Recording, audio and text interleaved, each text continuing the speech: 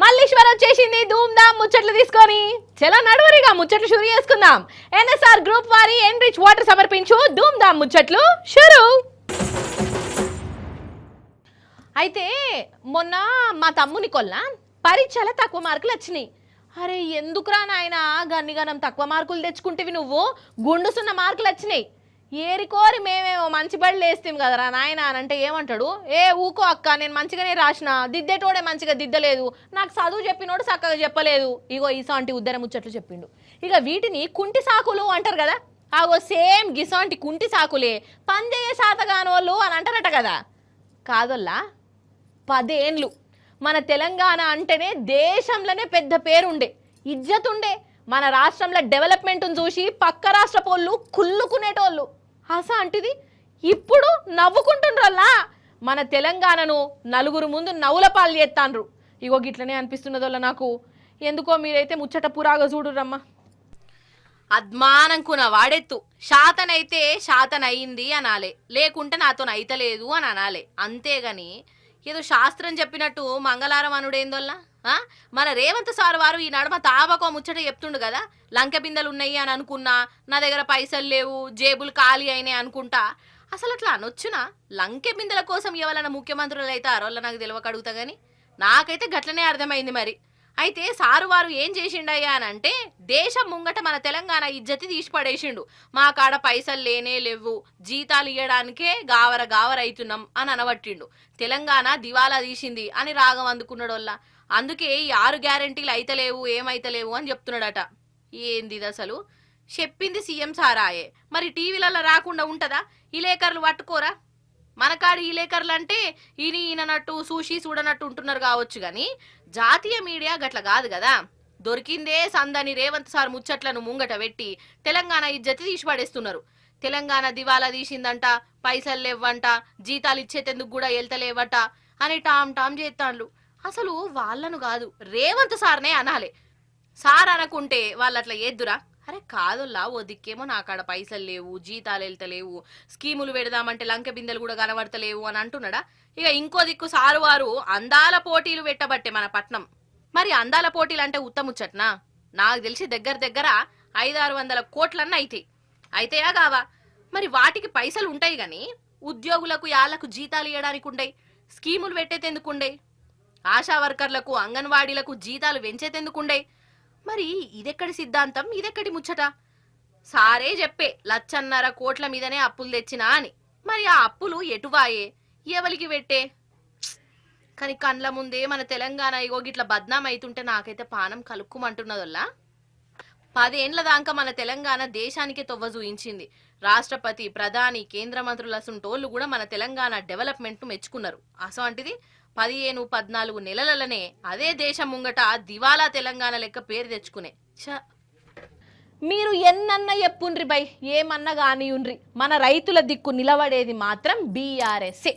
రైతుల కోసం తన్లాడేది మన కేసీఆర్ సారే. ఓట్లతోని సంబంధం లేదు, ఎలక్షన్లు ఉన్నా లేకున్నా రైతును ఒడ్డుకు తెచ్చేందుకు మన బీఆర్ఎస్ ప్రభుత్వం తన్లాడింది. వాళ్ళ కోసం మస్తు స్కీములు పెట్టింది. కానీ ఇప్పుడు ఎట్లున్నది కథ? అంతా ఉల్టా పల్టా అయిందా లేదా? రైతు బంధు ఎంతమందికి వచ్చిందోల్లా? రుణాలు మాఫీ అందరికి అయినాయా? బోనసుల ముచ్చట దేవుడెరుగు. ఎరువులు యాళ్లకు అందుతలేవు, నీళ్లు లేవు, కరెంటు లేదు. ఎట్లనో గట్ల పంట పండిస్తే మద్దతు ధర కూడా ఇస్తలేరు. రైతులేమో లుక్సాన్ అవుతాండ్రు. అందుకే మళ్ళోసారి రైతుల గోస ఎట్లున్నదో మన సీఎం సార్కు మంచిగా కనబడేటట్టు చేసిరు చూడురి మీరే. ఇది ముచ్చట. మన అసెంబ్లీలో పెద్ద సభ ఉన్నది కదా, ఎమ్మెల్సీలదో లో. ఇక ఆ మండలి ముంగట బీఆర్ఎస్ లీడర్లు ఇక మిర్చి దండలు వేసుకొని నిరసన చేసిరు.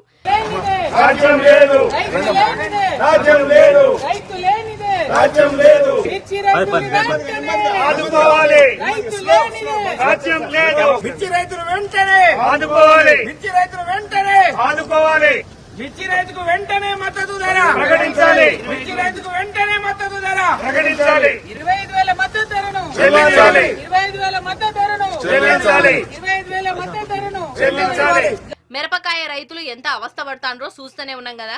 మార్కెట్లకు బస్తాలకు బస్తాలు ఈ ఎర్ర బంగారం అచ్చున్నది. కానీ అడ్డికి పావు షేరు అని అనుకుంటా కొంటాండ్రు. కష్టపడి మిరపకాయ పండిస్తే కూలీల మందమన్న పైసలు అత్తలేవు. వాళ్ళది హరిగోస అవుతున్నది. అందుకే ఆ మిరపకాయ రైతుల దిక్కు మన బీఆర్ఎస్ నిలబడ్డది. వీళ్ళ బాధ రేవంత్ సార్కు కనబడేటట్టు ఇగో ఇట్లా మిరపకాయలతోని దండలు చేసి నిరసన చేసిరు. 25,000 రూపాయల గిట్టుబాటు ధర ఇయ్యాలని డిమాండ్ చేస్తారు. ఈ రోజు రేవంత్ రెడ్డి ప్రభుత్వ ఈ సంవత్సర 3 నెలల కాలంలో ఎక్కడ చూసినా రైతాంగ హాహాకారాలే వినిపిస్తూ ఉన్నాయి.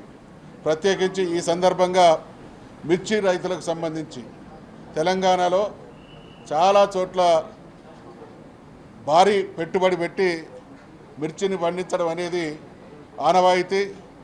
గత సంవత్సరం 85,000 రూపాయలు మిర్చికి, ఒక రకం మిర్చికి ధర పలికింది. ఈరోజు పరిస్థితి 10,000, 12,000గా దయనీయమైనటువంటి పరిస్థితి. లక్షలాది రూపాయలు పెట్టుబడి పెడితే చివరికి పంట ఆ మిర్చి పికప్ చేయడానికి అయ్యేటువంటి ఖర్చులు కూడా వెళ్ళనటువంటి పరిస్థితులలో పంటలను తగులబెట్టుకునేటువంటి దుస్థితి కొనసాగుతూ ఉన్నది. రేవంత్ రెడ్డి సర్కార్ ఎన్నికల మేనిఫెస్టోలో మేము అధికారంలోకి వచ్చిన తర్వాత 16,000కు మిర్చిని కొంటామనేటువంటి హామీని ఇవ్వడం జరిగింది. మేము డిమాండ్ చేస్తున్నాం, మీ హామీ అమలుతో పాటు ఖచ్చితంగా మిర్చి రైతాంగానికి 25,000 రూపాయలు మద్దతు ధర ప్రకటించి ఆదుకోవాలని డిమాండ్ చేస్తూ ఉన్నాం. అసెంబ్లీ సాక్షిగా మిరపకాయ రైతులు ఎంత అవస్థ పడుతున్నారో బీఆర్ఎస్ లీడర్లు కండ్లకు గట్టినట్టు చూయించిరు. మరి ఇగనన్న రేవంత్ సారు ఈ రైతుల దిక్కు నిలబడి వాళ్లకు న్యాయం చేస్తాడో, లేకుంటే నా కాడ పైసలు ఎక్కడి, నేను లంక బిందెలు ఉంటాయనుకున్నా, రైతులకు ఇచ్చేందుకు పైసలు అత్తలేవు అని పాత పాటనే వాడతాడో. రేవంత్ సారు గా మాట అనకు సారు, దయచేసి నీకు దండం పెడతాం గాని. రైతులంటే అన్నం పెట్టేటోళ్ళు, వాళ్ళు మంచిగుంటేనే మనం అందరం మంచిగుంటాం, వాళ్ళు నవ్వితేనే మనం సంతోషంగా ఉంటాం సారు. అయితే ఇప్పుడు ఏంటిదంటే ఎక్స్క్లూజివ్గా మన రేవంత్ సారు వారి కోసమే ఈ ముచ్చట పట్టుకొచ్చిన. సారు వారు నోటి నుంచి మంచి మంచి ఆనిముత్యాలు వెళ్తాయి కదా, ఇక ఆనిముత్యాలు నాకే సొంతం, ఇంకొకరు ఎందుకు మాట్లాడాలి అని అనుకుంటా కొందరిని జైలు వేసిండట. నేను కాదు వాళ్ళు వీళ్ళు అనుకోంగా నేనిన్నా, మళ్ళా నడమిట్లా నన్ను బద్నాం చేయగల ఆయనతా. సరే, ఇక అసలు సారు వారి ఆనిముత్యాల సంగతి ఏందో ఓ మల్క క్లియర్ కట్గా అరుచుకొని వద్దాం ప్రాండ్రి. తప్పది, మళ్ళా చెప్పవలసిందే. రేవంత్ సార్కు మళ్ళా యాద్ చేపియవలసిందే. సారు వెనకట మాట్లాడిన మాటలు ఇప్పుడు చెప్తున్న సుద్దులేంటియో సారు మర్చిపోయినట్టున్నది, అందుకే యాద్ చేపియాలి కదా. అయినా మీ అందరికి ఎరుకున్నదేనా, ఏ రేవంత్ సారు వారు నోరు తెరిస్తే కేసీఆర్ సార్ను, రామన్నను, బీఆర్ఎస్ లీడర్లను ఎన్నెన్ని మాటలు అంటాడో. ఇక మొన్నటికి మొన్న నిండు అసెంబ్లీలా బూతులు మాట్లాడొద్దు, బూతులు మాట్లాడు తప్పు తప్పు అని అనుకుంటనే జర్నలిస్టులను బట్టలు ఉడదీసి కొడతా, తోడ్కలు తీస్తా, తోలొలుస్తా అని అనుకుంటా పోయిండు. అయినా మొదటి సంధి ఉన్న అలవాటు ఉత్తగబోతుందా కానీ రేవంత్ సారు ఏదో యూట్యూబ్ ఛానళ్ళ జనం బూతులు మాట్లాడిరని జర్నలిస్టులను అరెస్ట్ చేతివి బరాబరే. తమరు ప్రతిపక్షంలో ఉన్నప్పుడు ఎన్ని యూట్యూబ్ ఛానళ్ళు ఎన్ని తీర్ల రెచ్చిపోయినాయో మీకు తెలియదా సారు? అంటే మీ దాకా రాలేదని సప్పుడేక ఉన్నారా సారు? ఆ ఛానళ్ళ వెనుక మీరే ఉన్నారని ఇప్పటికీ కూడా చెప్పుకుంటాన్రు. మరి తోడుకలు తీస్తా, జైలుకు పంపుతా అని అప్పుడెందుకో అనలేదు? ఇట్లా బూతులు మాట్లాడకుండా లీడర్ల ఇంట్లోళ్ళ మీద కూడా బూతులు మాట్లాడి వాళ్ళకి లేనిపోని అంటగట్టినందుకు ఫస్ట్ మిమ్ముల్నే జైలుకు పంపవలసి వస్తుంది కదా సారు. మీ సిద్ధాంతం ప్రకారం ఇగో గిట్లనే అంటున్నారు సారు మీ ముచ్చట్లిన్న జనాలు అన్నట్టు. రామన్న ముచ్చట కూడా ఈనుండ్రి సారు. మీరేమో ఏదో మీ భార్య పిల్లల్ని ఎవరో దూషించారు అని చెప్పి ఆక్రోశిస్తున్నారు అసెంబ్లీలో. మరి మిగతా వారి కుటుంబాలు లేవా? వేరే నాయకులకు గాని మీరు దూషించినప్పుడు, మీరు అడ్డగోలుగా మాట్లాడినప్పుడు, మీరు మా పిల్లలతో సహా, మైనర్ పిల్లలతో సహా అందరి మీద నీచాతి నీచంగా మాట్లాడినప్పుడు, అసభ్యంగా అక్రమ సంబంధాలు అంటగట్టినప్పుడు, నికృష్టంగా మాట్లాడినప్పుడు ఆ రోజు మాకు కుటుంబాలుంటాయనే సోయి లేదా? ఈ రకంగా నువ్వు మాట్లాడితేనేమో మంచిది, ఇంకొకరు మాట్లాడితే మంచిది కాదా? ఇన్నారు కదా సారు. ఇప్పుడు చెప్పుండ్రి సారు, రామన్న చెప్పింది వాజిబే అని మీ మనసు కనిపిస్తే ఏ శిక్ష వేసుకుంటారో మీ ఇష్టం సారు, మేమేం చెప్పము అని అంటాను పబ్లిక్. నిజంగా దొంగలు శానా శానా శానా అప్డేట్ అయిపోతాన్రోల్లా, శానా ధైర్యవంతులు లెక్క మారిపోయిర్రు. వాళ్లకు భయము, భక్తి, వణుకుడు ఇసంటి ఏముంటలేవు. మరి ఎవరిని చూసుకొని గంత ధైర్యమో నాకు తెలుస్తలేదు. అయితే దొంగలంటే తాళమేసిన ఇండ్లల్లా పడతారు, ఏటీఎం సెంటర్లల్లా చూస్తారు, గొలుసులు దొంగతనం చేస్తారు, అంతే కదా. కానీ ఒక దొంగోడు ఏం చేసిండో ఎరికేనా నల్లా? వాని పుణ్యపాదము ఎవరింట్లో పెట్టిండో ఎరికేనా? అమ్మనే చూడండి మీరే జరా. చూసినవా దొంగోడు ఎంత దర్జాగా ఇల్లంతా తిరుగుతుండో. మరి ఈ ఇల్లు ఎవరిదో ఎరికయ్యేకింత ధైర్యం చేసిండా, లేకుంటే ఏ ఇల్లే తేంది పట్టు దోసుకోవడానికి అనుకుంటున్నాడా నాకు తెలియదు. గాని మన మహబూబ్ నగర్ ఎంపీ డీకే అరుణక్క ఇంట్లోనల్లా ఐతారం రాత్రి ఇగో దొంగోడు వచ్చిండు. మోకం కనబడుకుంటా ఎంత బందోబస్తుగా వచ్చిండో చూడు. సీసీ కెమెరాలు బంద్ పెట్టి వంట రూమ్లల్లా హాల్లల్లా తిరిగిండట. ఇంట్లో గంటన్నర సేపు సచ్చినట్టు తిరిగి తిరిగి ఇక కిటికీలకెళ్ళి బయటకు దింకి వారిపోయిండు. అసలైతే వాడు ఇంట్లోకెళ్ళి ఏం ఎత్తుకోవలేదటనోళ్ళ. మరి ఏం ఎత్తుకోవనోడు ఎందుకు వచ్చినట్టు, ఏమిటికొచ్చినట్టు, అసలు మన కాన్సెప్ట్ ఏంది గిదే అరణక్కకు అర్థమైతే లేదటనోళ్ళ. ఇది కిచెన్, ఇదేమో డైనింగ్ హాల్ అని పోతుంది. ఇక్కడేమో కిచెన్ బయటికి పోతుంది, వాషింగ్ ఏరియా ఉంటుంది. ఇక్కడ కిటికీ ఉంది ఒకటి. ఆ కింద కిటికీ వలగొట్టుకొని దాంట్లోకి తీసేసి విప్పేసి మొత్తం వాడు బ్రేమ్ ఇప్పేసి దాంట్లోకి వెళ్ళి నడుపుకుంటూ వచ్చింది. ఇక ఎంపీ మేడం ఇంట్లోనే దొంగోడు గింత దర్జాగా తిరిగి ఆరాంసే పోయిండంటే ఇక సాదాసీదా జనాల పరిస్థితి ఏంది కావచ్చు. అసలు ఆడ సెక్యూరిటీలు ఉన్నారా, మంచిగా గురుగొట్టి నిద్ర పోయిర్రా. ఇంకా నయ్యం ఇంట్లో వచ్చినోడు ఎవ్వరికేం ఆపతి చెయ్యలే. వానికి ఆష్టకొచ్చేదాంక తిరిగిండు పోయిండు. మరి వాడెవడు ఏంది కథ గివన్నీ అరుచుకునే పనుల పడ్డారట పోలీసులు. ఇప్పుడు మన ముచ్చట్లకు జీవాలు వచ్చినాయి. జీవాలు ఇప్పటికే లీడర్లను చూయిస్తేవి, మళ్ళా జీవాలు ఎందుకు మల్లీశ్వరి అని కారడ్డం ఆడకుండ్రోళ్ళ నా మీద. నేను పట్టుకొచ్చిన జీవాలు ఒక్క జాగలు ఉండే కదా, ఉత్తపచ్చిగా కూసావు కదా, అవి కళాపోషణ చూయిస్తాయి కదా. అగో అట్లా కళాపోషణ చూయించి దబిడి దిబిడి చేసినాయి. పాండ్రి మరి ఆ ముచ్చటేందో పురాగా చూసేసేద్దాం. అయితే గుజరాత్ రాష్ట్రంలోనల్లా ఇది జంగల్ ఏరియా. ఆన్నే సింగిల్ రోడ్ ఉన్నది. ఆడికెళ్ళి బండి మీద పోతుర్రు. అంతల్నే వామ్మో సింహాలు, ఆడసింహం మగసింహం రోడ్డు మీదకి వచ్చినాయి కదా. వీటిని చూసుడుతోనే బండెంక కూసున్నాడు వెనుకకు మరీ చూడకుండా లగెత్తరో ఆజామో అనుకుంటా ఉరుకుడే ఉరుకుడు ఉరుకుడే ఉరుకుడు.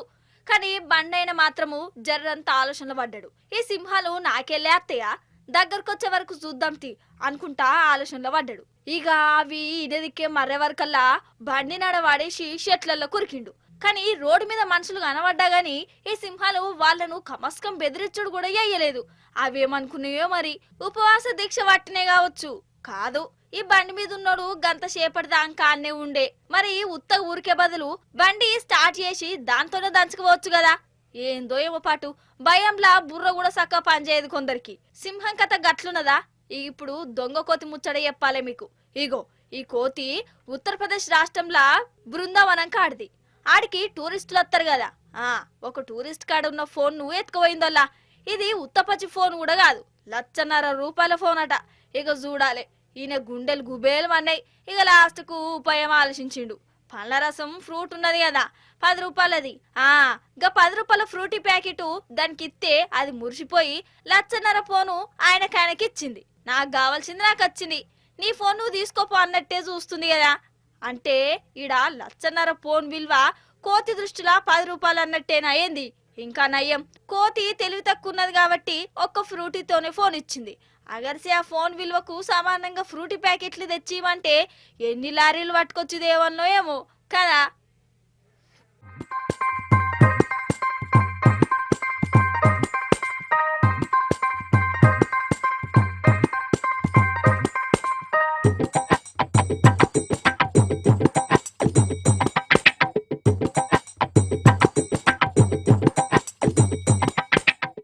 సరే దొంగ కోతిని చూసిరు కదా, మన నిర్మల్ కోతుల తన్లాట కూడా చూడుర్రి పాపం. అసలే ఎండాకాలం నీళ్లకు మస్తు తన్లాడుతున్నాయి. ఫ్రూటీ డబ్బా కాదు కదా, కమస్కం కటోరలో నీళ్లు పోసేటోడు కూడా కరువైండ్రీడ. అందుకే ఏడ నీళ్ల సుక్క కనబడ్డా ఇట్లా ఉరుకులాడుతున్నాయి. ఇక వీటికి గనక ఇవి కూడా దొరకకుంటే ఉత్తరప్రదేశ్ కోతి లెక్కనే నీళ్ల కోసము దొంగతనాలకు దిగబడి బ్లాక్ మెయిల్ చేస్తే కావచ్చు. ఓ పబ్లిక్, అసలే ఎండాకాలం మనకంటే దూపైనప్పుడు ఇంటికి పోయి నీళ్లు తాగుతాం. మరి జీవాలకెట్లా? జరా అవి కనబడ్డప్పుడు వాటికి నీళ్లు తాగి ఉపాయం చెయ్యిర్రి.